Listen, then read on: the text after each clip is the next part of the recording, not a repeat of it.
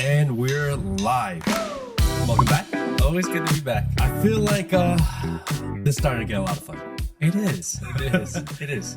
So I want to start. Well, first I gotta kill like 15 seconds because in order for monetization on YouTube, if you say a curse word or get anything too crazy, then the advertisers get mad. I see. So we need to kill a few seconds, all right? Because I think we're at 15 seconds now. We should be very welcoming. Welcome everybody to the Matt Kim podcast, ATL Pods.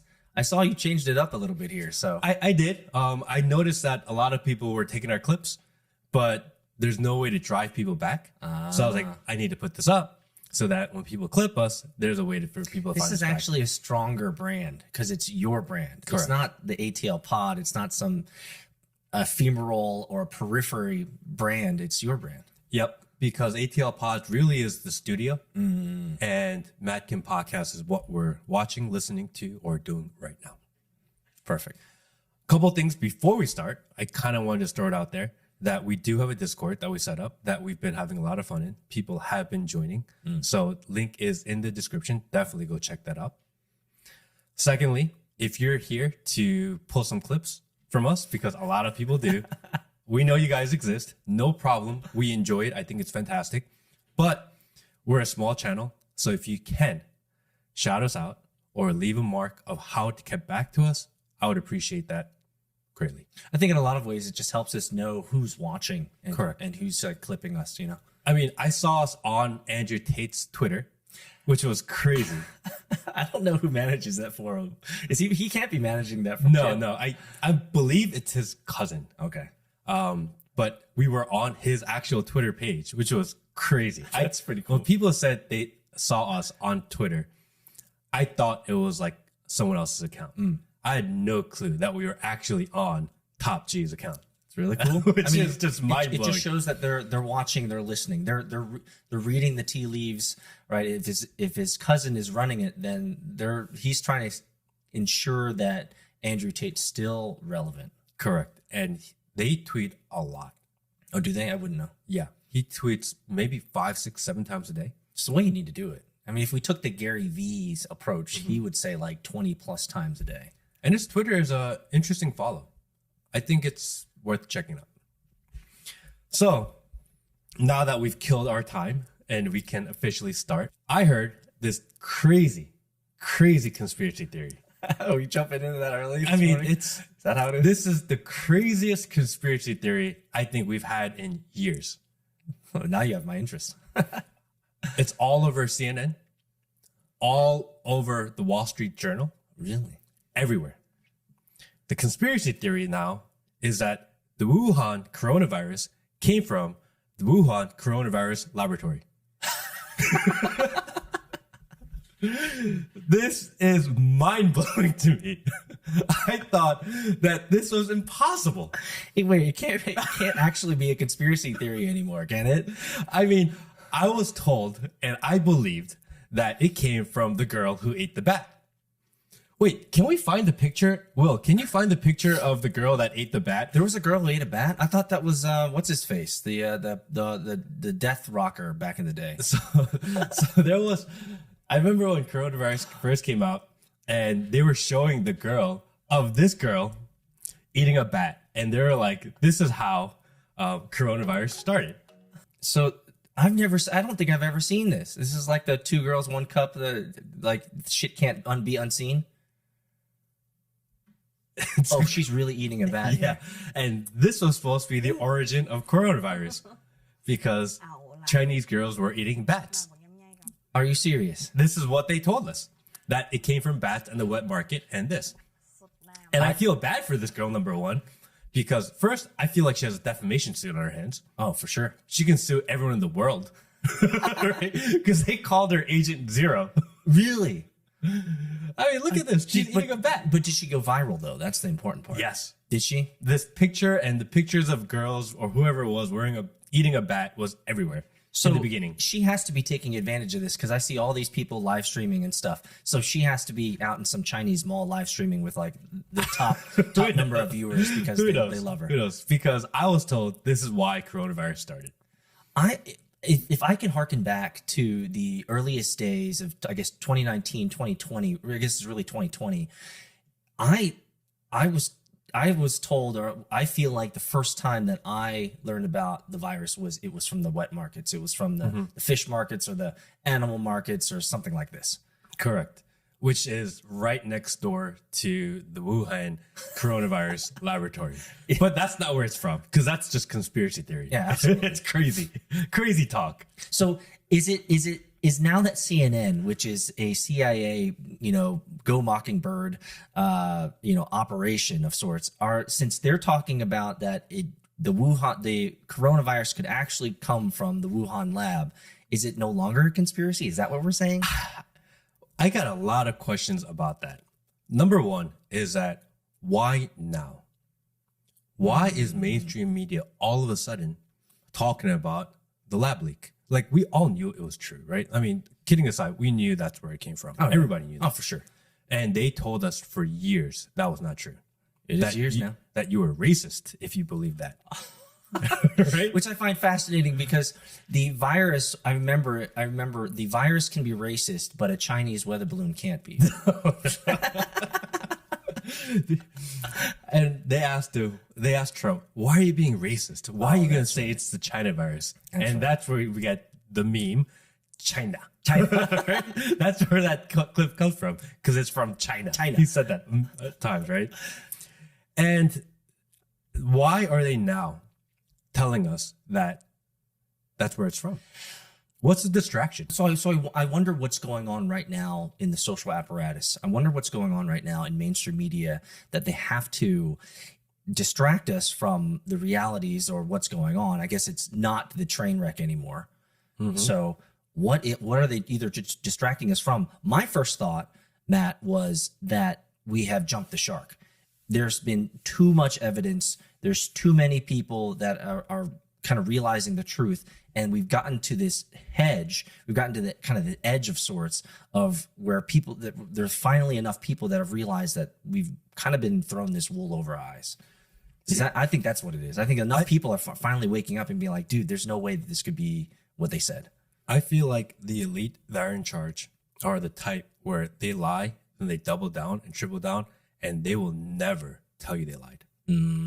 So if they're telling you, hey, maybe we lied, I feel like that's a play rather than an admission of guilt. Like, why would they all of a sudden say, do you know what? We're going to be honest now. It doesn't make any sense. Well, I think that's probably part of the modus operandi of the elites, is that they will continue to lie through their teeth all the way to the truth. And because it's so disturbing that they're lying all the time, even if they tell us the truth, we still think they're lying. And so I think that's part of the design, is that they're always having us on this edge of cognitive dissonance of like, is this the truth or is this a lie? We'll never know. So at the end of the day, they're not culpable.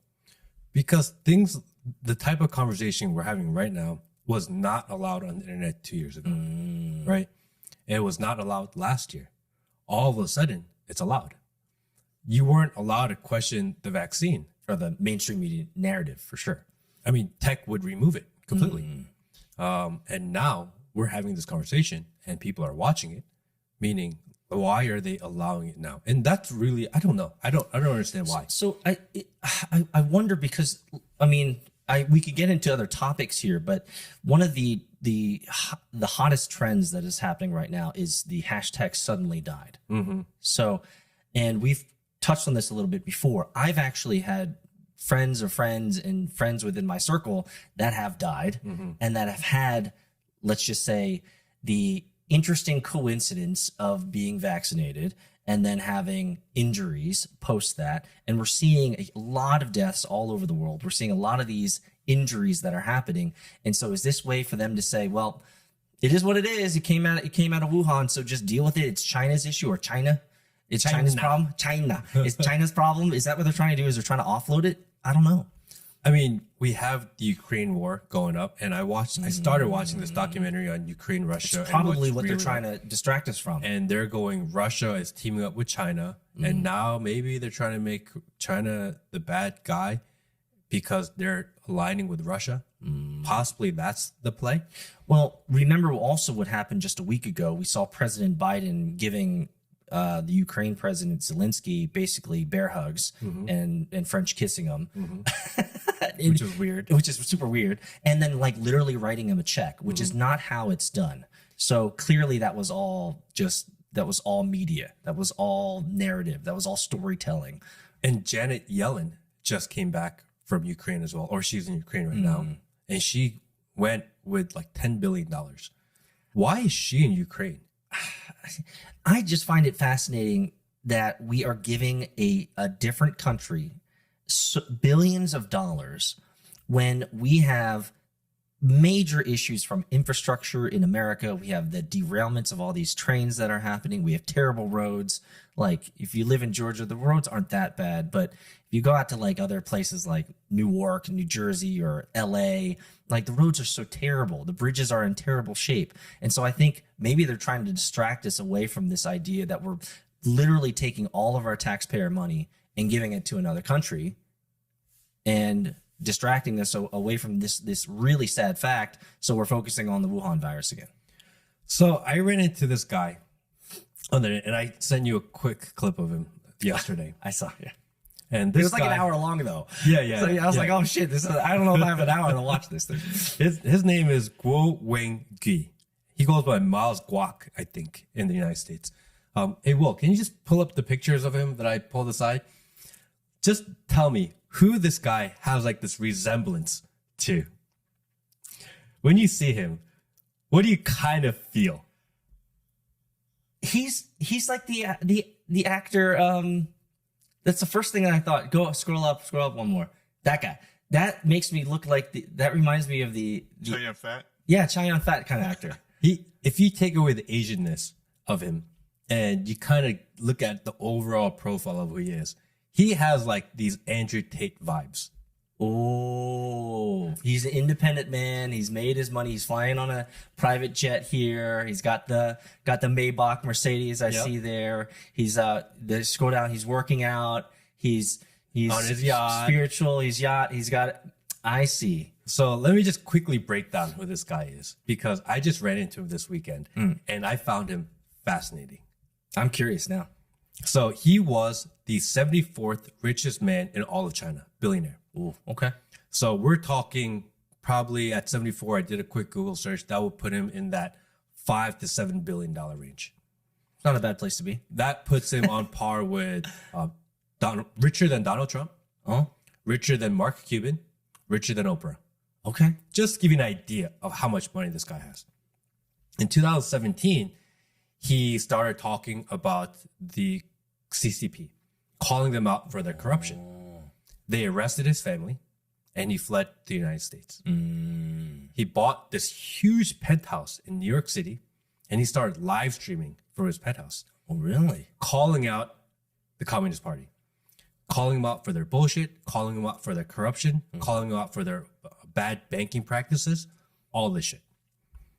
The Chinese agents and Interpol with the FBI came to the United States to try to get him. And at that time, Donald Trump was like, we're not sending him back. Do we not have an extradition treaty with China? I don't know. I just know he was able to survive here. Okay. And that was 2017. And all of a sudden, they called him. You'll never guess what they called him. They called him a rapist and a money launderer. You can't make this shit up. Sounds like the easiest thing that you could do with the minimal amount of evidence required to make the claim clearly. Isn't it interesting that every time someone calls out the government and they start going big and viral on the internet, that the first thing they do is they call you a rapist? So this should probably be your opportunity, Matt, to look straight into the camera over there and say, I'm not a rapist. I don't have suicidal thoughts, right? I don't want to be Clinton. I did not kill myself. I didn't kill myself here. That is like, if we go through remember the Brett Kavanaugh thing? Like believe all women type of bullshit that we had to go through and that we're probably going to go through many more times with other VIPs and heads of state and these types of things. Like, one of the easiest ways to derail someone's momentum is just call out, you've been laundering money and you've been philandering, or you've been messing around with women. Yep. Right? The two easiest things to claim with the least amount of evidence necessary to make the claim. Correct. So let me tell you some of the crazy things he said in 2017. 2017, he said that the CCP would release a chemical biological weapon called Pandora's box. Remember that word. He said they're going to release Pandora's box. In 2019, a Chinese military official, high-ranking Chinese military official, said something about the Chinese trade war with the U.S. and said something about Pandora's box. Did you know that in Wuhan P4 lab, on the entrance of the Wuhan P4 lab, the Wuhan coronavirus laboratory, it literally says, the moment you enter this door, you've walked into Pandora's box. Come on, bro. You can't make this shit up, bro. You can't make this shit up. So this is why people are no longer believing the mainstream narrative the seconds that it comes out of the talking heads' mouths, because the amount of conspiracies, or no, that's not what I want to say. The amount of coincidences are just staggering all the time. And frankly, I knew this was going to happen, Matt. With the rise of everybody carrying around these bloody cell phones, with the rise of everybody, behaviorally picking up a cell phone and recording stuff before they're actually like willing to help, which is in some ways we could argue whether that's good or bad. It's good that someone's recording the malfeasance and the things that are happening. But you need to help. But you should kind of help. So there's kind of a balance there. But like, I knew this was going to happen because the elites cannot hide things anymore because everyone has this recording device that allows you to record what's going on and connect the dots. So this guy's calling out that they're released in 2017. They're releasing this bioweapon called Pandora's box. Correct. And you go into Wuhan and they have on the walls Pandora. That's crazy. So he also, but didn't Mission Impossible 2 talk about this back in 1997? I think there's a lot of people that knew this was coming, but he called it out. At the same time, they started coming after him. Coincidence? He also said that he also talked about hydrochloroquine, saying that was gonna work. He knew that advanced. He talked about the virus and that it would mutate prior to people knowing that it would mutate. In 2020 of December, he said, be careful of the vaccines. The vaccines are stage 2 of the entire warfare. They know that it's bad. Oh, so to unpack that, what does stage 2 mean? That means that they want to infect everybody, and then after they got everybody scared, Correct. that they go on to process or step number 2, which is inject them with this thing. Correct. Oh, okay. He also said, and this I don't know for sure, but he said that the Chinese military has the antidote. So that's interesting, because I've heard from commentators before that this entire coronavirus, the entire mRNA, gene therapy, which is what it really is. I don't think it's actually a vaccine. We keep calling it a vaccine, but it's actually more like gene therapy. It is not an actual vaccine. Okay. Well, they've changed the definition of vaccine. Oh. So it's whatever It's you want to kind of like call how it. they changed the definition of inflation. Exactly. And recession Exactly. and depression. Yeah. You're not dying. You just don't have any food and you have no money. Yeah. But you're not dying. No. Trust me. So like, I have to believe that at the end of the day that these guys, this was a military operation, is what I was getting to, is that there have been color commentators who said this has been a military operation from the very beginning. I mean, that's what this guy says. That's what he believes. And the fact that as soon as he started talking about these things, they sent Interpol after him. I also found out that the Interpol agent that was in charge, and the head of the Interpol that was in charge of bringing him back to China, after 2 years of not being able to successfully bring him back, that guy disappeared. Didn't do your fucking job, so you're gone. Bro, Gone. that's hardcore. That's crazy. I mean, Imagine this guy. Man. 72nd richest man in all of China. So he knows. Of course He knows everybody. Of course he does. He's hung out with Xi. He's hung out with all these people. He owned a lot of real estate, all these bars. He's been drinking with these guys. He knows what they talk about. Like, let's sit on that for just a second. So you're a man of industry. You're an entrepreneur, Matt. You've rubbed shoulders with men and women of industry that are 100x yourself, right? And same with me. And we're just a bunch of normal dudes in Georgia. We're entrepreneurs. We're probably fare a little bit better than the average dude here in Georgia. We can say that with confidence. But the fact that you and I have rubbed shoulders with men and women who are worth hundreds of millions, $500 million, like, for people that are already in that world, They know everybody. they know everybody. And so that's the point I'm trying to make, is that I think a lot of people think that, okay, you're a billionaire. What do you know? Actually, far more than you imagine. So, Money provides access. yes. I've rubbed shoulders with men. I'll just say men. I've rubbed shoulders with men who I have realized within 10 minutes of talking with them, like, you're a terrible person. Yes. Like, you are doing really shady shit, and I want nothing to do with it. Correct. You've met men like that too. And some of them are extremely wealthy. Oh, of course. Yeah, because for them, when you have, let's say, like this guy, billions of dollars, the challenge of building a company and making more money, or investing appropriately and making more money, is no longer titillating. It's no longer exciting. And so I'm just going to jump to the end of the story here. I have found that the men who have the lowest morals, lowest ethical standards, are in generally just terrible human beings, but have tons of money. They have moved to the worst piece of entertainment possible, which is moving humans Yes. and messing with human lives, and literally changing the shape of nations because they have the influence to do so, which is some scary ass shit. And sometimes I think that maybe one day I will never have fuck you money. I don't think you want it. I don't think I have the moral compass to get there. What does that mean? Meaning you need to be able to step on people, take advantage of people, lie, cheat your way to get there. That's the only way you can get there. You have to be a bad person. I think maybe, because name one good billionaire. Well, let's put it this way. Let's sit on Bill Gates.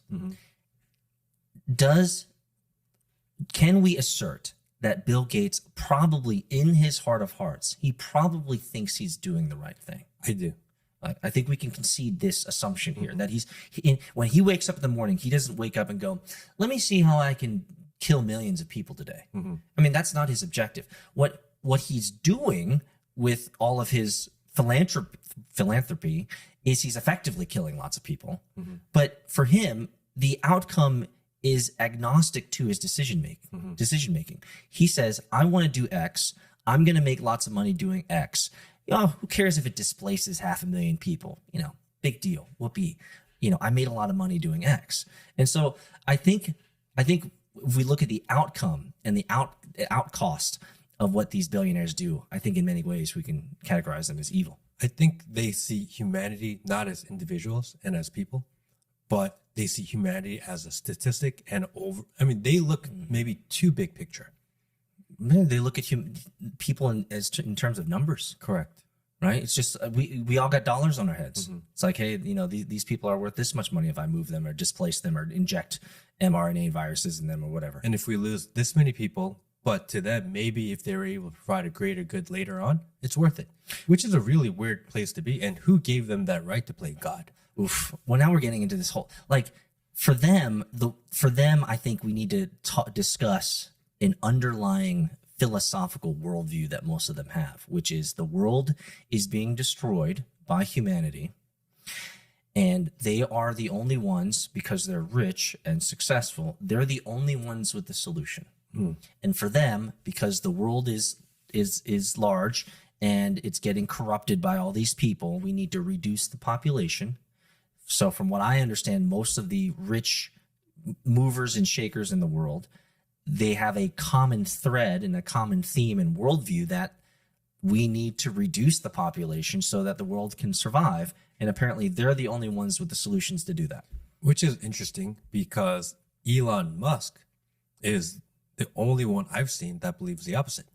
Absolutely. He's the one where he's calling out the bullshit and saying, actually, we don't have enough people. Correct. Because if you look at the rise and falls of nations, almost every single nation today is going through a human population recession. Correct. Except for America, because we're importing all of these. Well, and the idea is that you have to all import these immigrants, because if you didn't import, the country wouldn't have enough to sustain. Yeah, because we're not having enough babies. Correct. So maybe that's why they're going after him. I mean, why? Again, we've had this conversation before, but why is Elon Musk on everyone's hit list? Because he's talking about the truth. Is he? I don't know. We don't know. Well, so has this guy been Clintoned? Has he been taken out? He's alive. Has he been Epsteined? Well, so I'm going to give you one more thing he said, because this one is maybe the craziest one.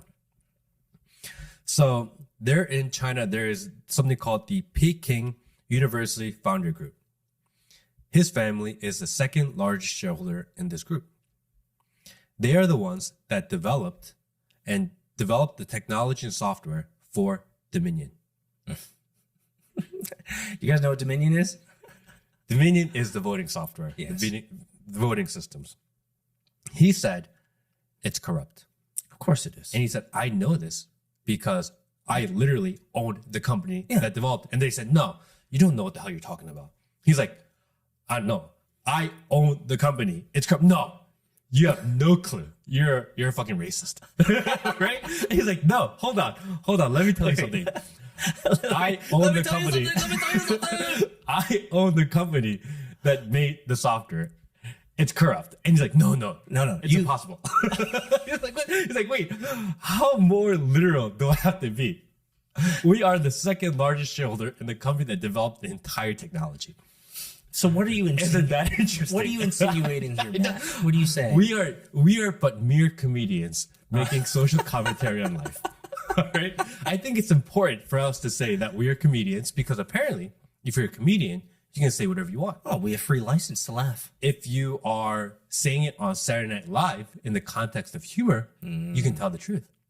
That's true. If you are a serious man and you say it on the internet, you're not allowed to say it anymore. So we are but mere humble comedians. That's right. Making $0 like your average comedian usually does. You know what's interesting you say that is that because his words are not sanctioned by the mainstream media bodies or the elites or whatever you want to, which actually, can we talk about that for just a second? Like I call them elites because it's what everyone else calls them, but why do we call them elites? Why don't we put them on that pedestal? Why don't we just say motherfuckers with lots of money? I think it's because they're not good people. They're not elites. I don't feel like they're elitists over us or they're better than you or me. Why do we call them that? I think something interesting happened over the last many years, 5-10 years, is that they changed the definition of what it means to be rich. Before, they always talk about the 1%, and Joe Biden is always like, we're going to tax everyone that makes over $400,000. Right? That's his thing. And I made this little graph once before, and here is poor. Here is not that poor. Here's you. Here is $400,000, and here's them. Somehow they're putting a line right between everyone on the same side, because there's this group right here, which is 99.99% of everybody. You're not wrong. And then the rest who are making decisions are so far they're not even on the graph. Well, yeah, there's them and there's the plebes. Correct. Right. And they keep on calling the rich, but really we're all in the same category. Not wrong. We're all on the same page here. Not wrong. We need to stop fighting each other because the reality is we're all on the same team. So I want to sit on something you said earlier, just as a side comment. You said who essentially allowed these guys to have this power, or what makes them think that they have the right to make these global policies in a lot of ways, or national or international policies that affect millions of people, but they're not even elected. So what happened there? Is it just because of money, power, and influence, and that moves you up the triangle all the way to the top, and so thereby through the fact that you have money, power, and influence, you have the ability to make these political, policy, global, international decisions? Is that how it works? Or is it that those people have always been there and we are just now starting to recognize them? Oh, are you getting into like the 42 families that run the world type shit? I mean, possibly. Or whatever. I don't know what the number is. Because there's a group of people that you've never heard of that are so damn rich that money is literally meaningless. Because if you have $10 billion, you can spend as much money as you want on a daily basis without ever thinking about it. And the next year, you'll have more money. You know, and you actually, that's just how interest works. Actually couldn't spend it fast enough. You couldn't. You could spend literally every day buy a jet, right? And a yacht and a mega jet and buy an island and buy a country and buy a million, I don't know, whatever. Slaves. Exactly. And next year you'll have more money. Yeah. So at that point, it's not money anymore. Money is meaningless to those people. That's what we were talking about. This was. I want to unpack a little bit more what you talked about. If you don't feel like you would have the moral capability to be an elite or be one of those people because you feel like they would have to do unscrupulous things, they'd have to do unsavory things, they would have to do immoral things to keep that position. Is that what you're saying? I feel like I value individual humans too much. I almost would feel guilty doing some of the shit that they do. And even that thought or that hesitation of guilt is going to prevent you from getting there. But they're not thinking about the individual. That's what I mean. But I do, which is why I don't think I would ever get there. Even if I had the greatest idea in the world, I don't think I'd have the ability to get there. So you wouldn't think that if you were in a position where you could create a quote unquote life-saving medicine that has been duly rushed through the process and maybe not having as much efficacy as maybe the testing has shown, but you could stand to make $33 billion from it. I don't think I could do it. You don't think you could do it? I don't think I could do it. I think I would feel obligated to not. I feel like I would feel obligated to tell the truth. But don't you let people decide on their own. But don't you think over the decades of building yourself up to that position, that influence, that role, that power, everyone's looking at you, everyone's saying, hey man, Matt, you're going to make this life-saving medicine and you're going to make the company billions of dollars, are all going to win. Don't you think that over time you'd eventually play the game? I would. I don't know. Right? I mean, I would like to think that I wouldn't, but at some point, everyone's got a number and everyone sells out. Would I sell out? I don't know. I don't know. But you just said everyone's got a number. I mean, it's so easy to say because I'm not in that position and this is all tongue in cheek. But I would like to believe that if I were given the opportunity to either save myself and make $1 billion or save humanity, that I would save humanity. I would like to believe I'm that guy. Well, you guys in the comments below, you can let us know whether you think Matt is that type of superhero, the hero you never knew you wanted. So why does all of this matter? Right? And I've been thinking about it. And I've been thinking about this guy over the last few days because I don't know. Because this guy just popped out of nowhere into my feed. And obviously we think a lot about Andrew Tate these days. Is he still streaming, this Chinese guy? Yes. He's got his own media network. Really? Yes. GTV, G News, all this stuff. And of course, he is a racist. He is he's not a good person. He's a rapist. All of this.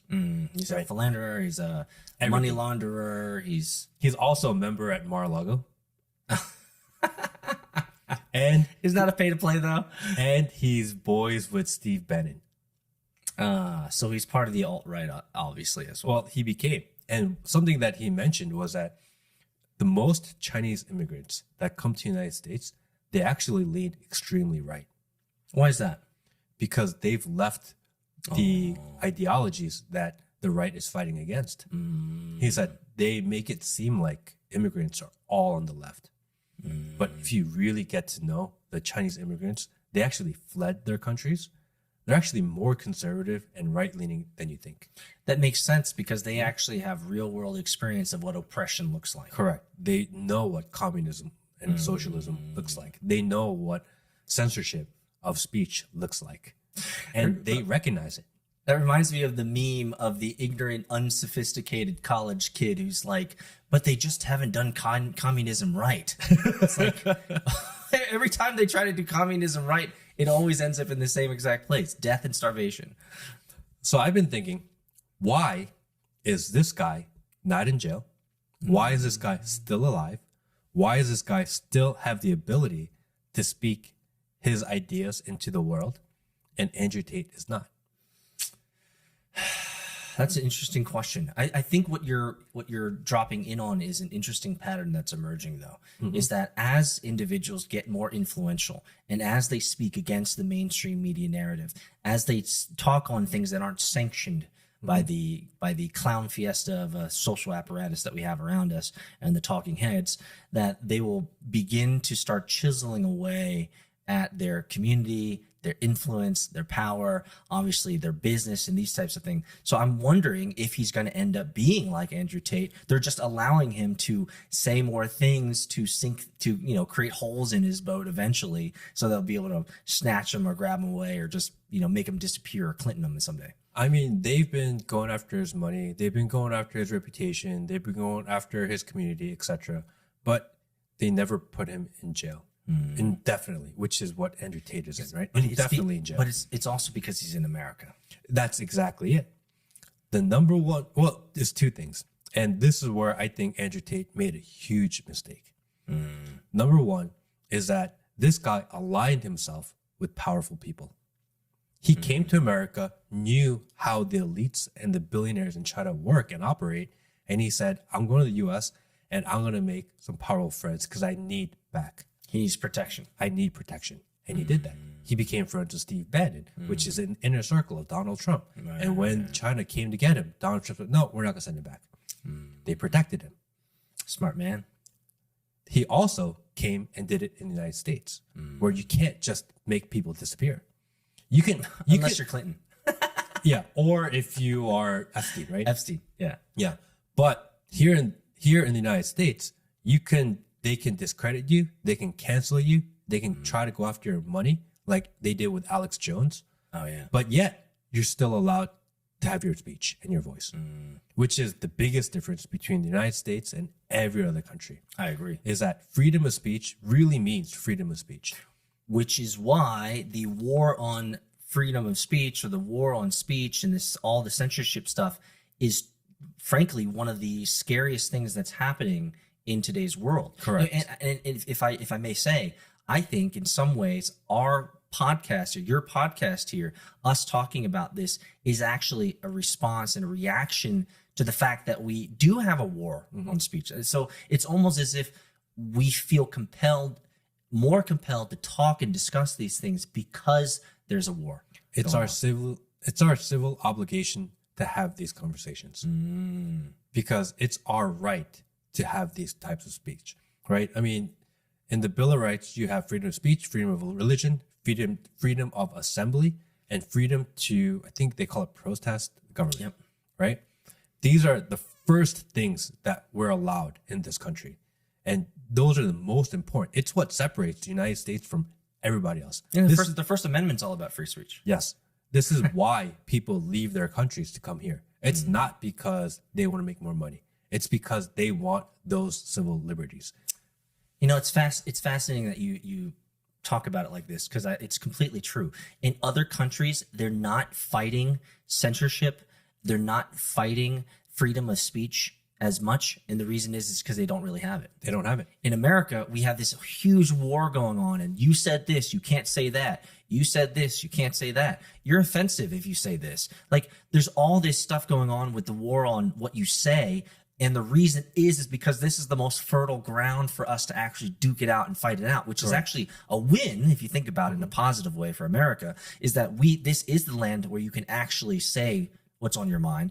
You're 100% okay to be wrong. And if I take a joke from a comedian that I heard maybe a year ago, he said something to the effect of, the First Amendment is that you can say whatever the fuck you want in America, but the Second Amendment is you should have a gun. Like, you should back that shit up, bro. Like, if you're going to say some wacky ass shit, you might as well roll strapped.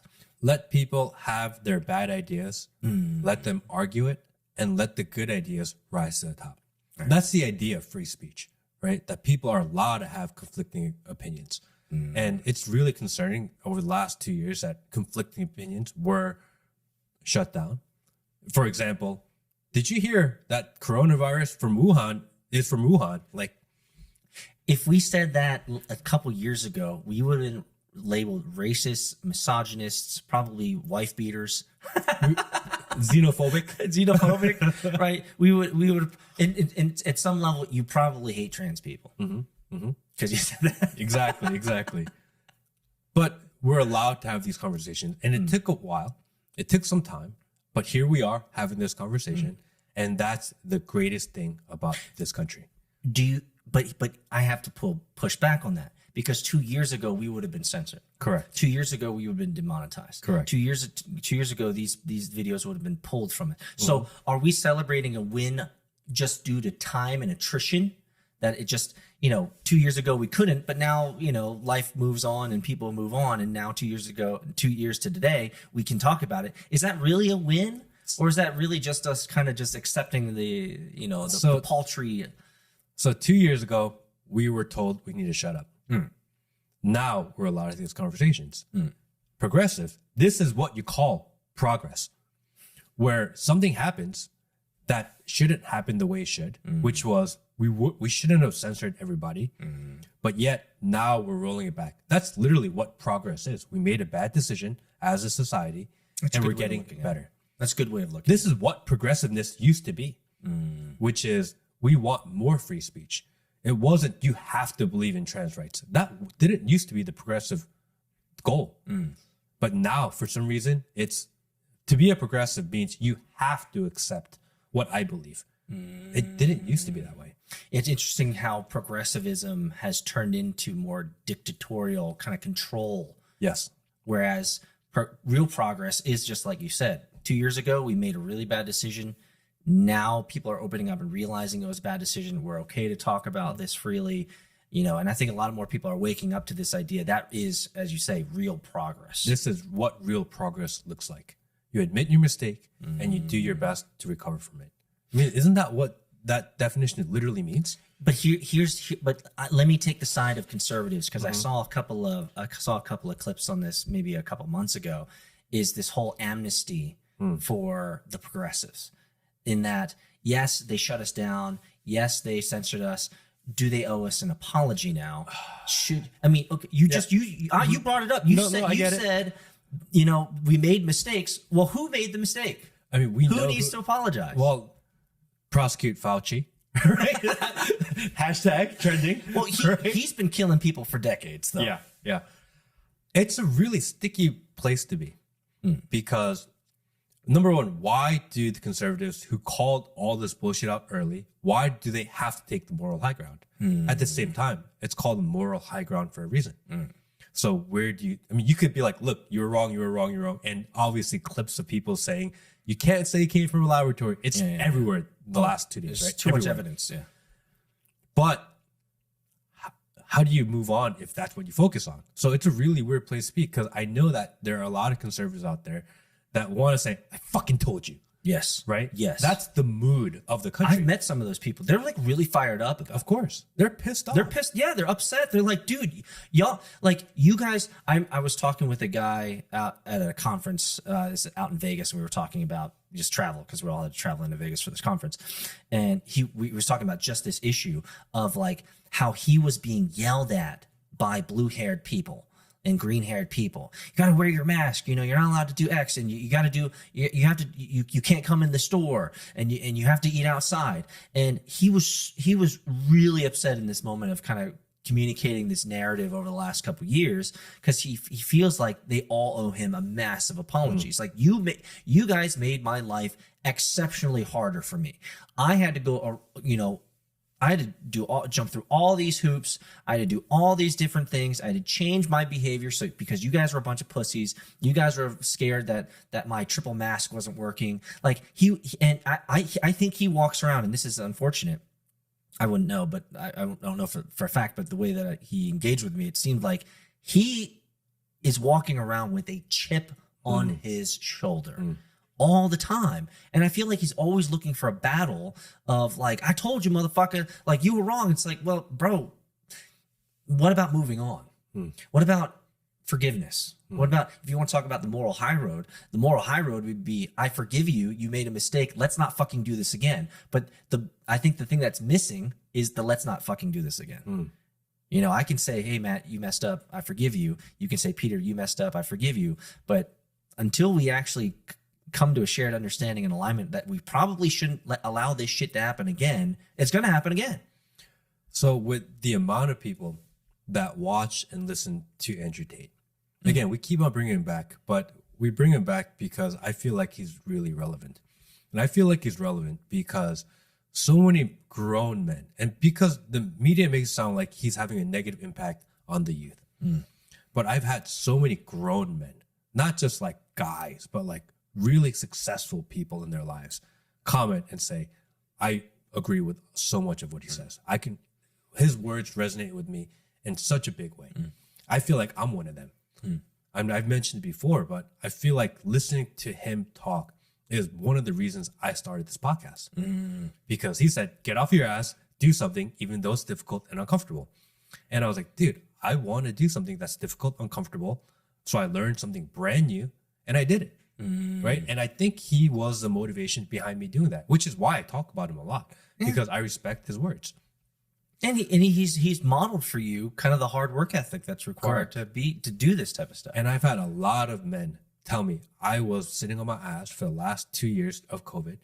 This guy came out of nowhere, showed up in my feed, and this year I'm fucking productive.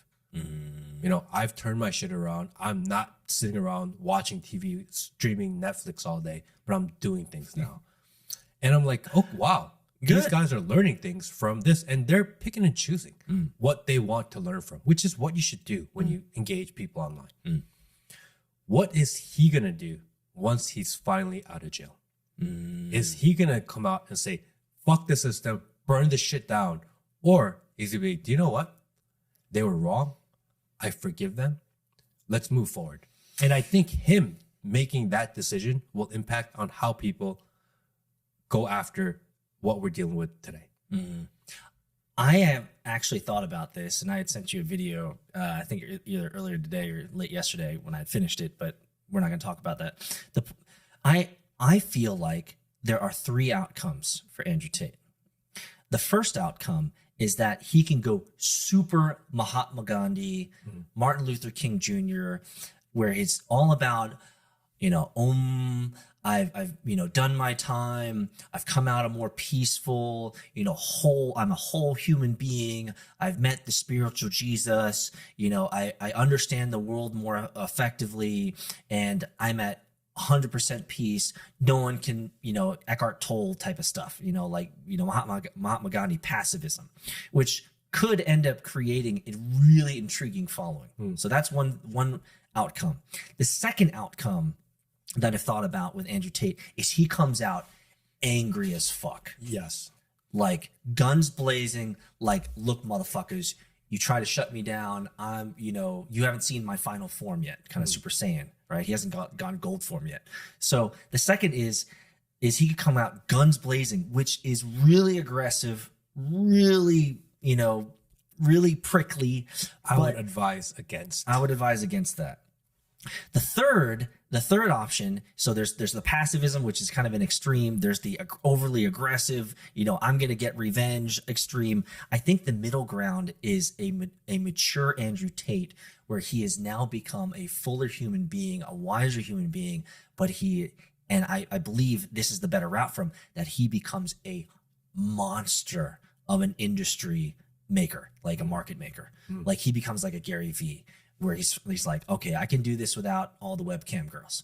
I can make swag and legitimate, I can make legitimate businesses through this. And I could see him becoming kind of like a sultan of industry because he has this whole breadth of experience. So I'm curious as to where he'll land, whether it'll be on one of the extremes or whether it'll be a man of maturity and a man of industry coming out. What do you think? I think he'll come back with a more toned down message. Because You think so? I think he's a smart guy. You think so? And so he didn't start being so aggressive and extreme.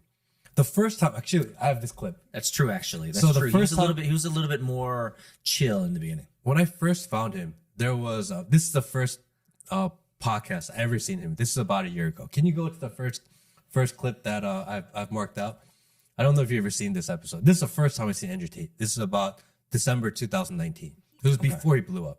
This guy, and he knew that some of the things he was saying was supposed to be funny. Because we came across your videos a while ago, and Thank you very much, sir.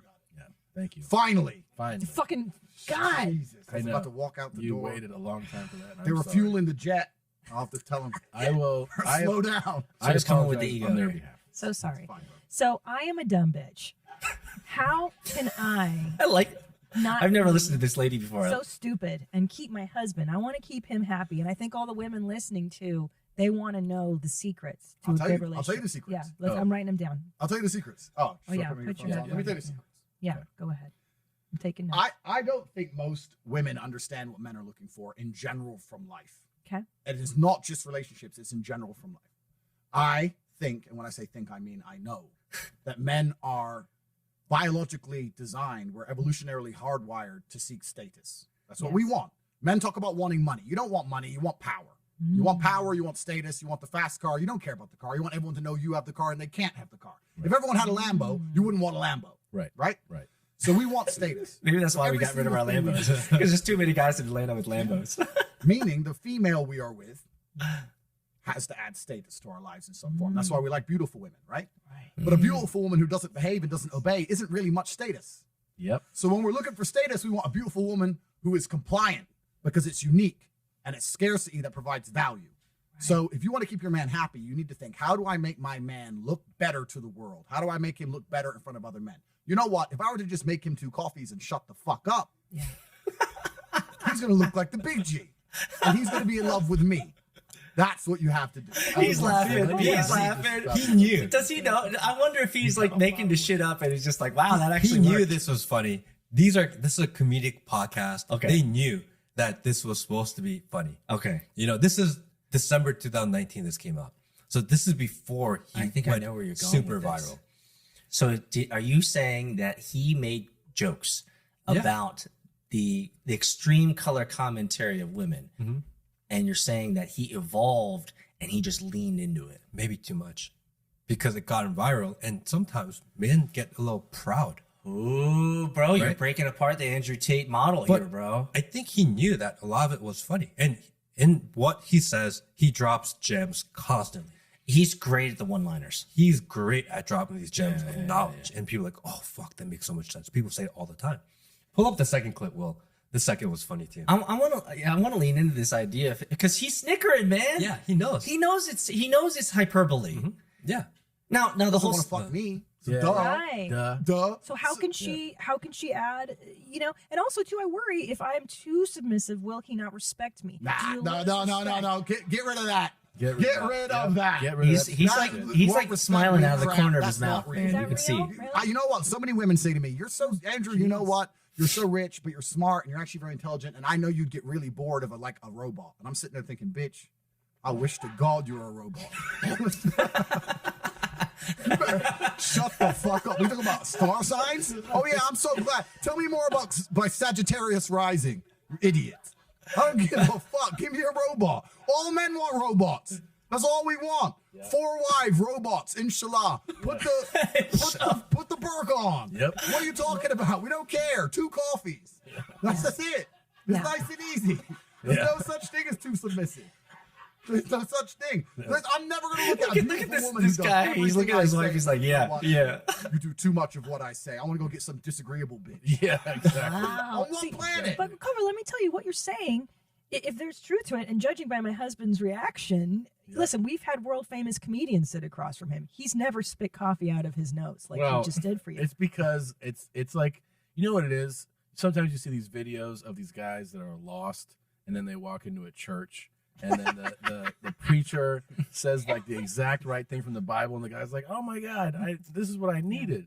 I feel the same way right now. I feel like Yeah. I love to hear that, Fred. Yeah, I love to hear that. Thank it's you. really good to have you here. And This is speaking, So was this the moment? speaking, if I could be, I don't know, to borrow from them, I think you're kind of speaking the gospel right now. Well, you the know? truth is, you know what's crazy about all of this? Because when people attack my views, what they don't understand. So that this relationship is- I'm describing. This is the are first not- time I ran into him. And I thought he was funny. I thought he spoke really well. He had Yeah. really interesting ideas, and he goes down a couple of the rabbit holes that he likes to go down as well, about society, about control. He goes into all of that, but there's a playfulness to it Yes. that people missed, you know. I like that. And I really liked this version of him, where he knew, and people that were around him knew that some of the things he was saying was being playful, Yeah. right? And yes, he says bitch a lot, and the girls don't like that. But if you separate some of the harsher words that he uses, again, that's a comedian podcast. It's really funny. Yeah. We'll link it. That's such a fun. That's the best one. I want to watch that because just like you said, he has a playfulness.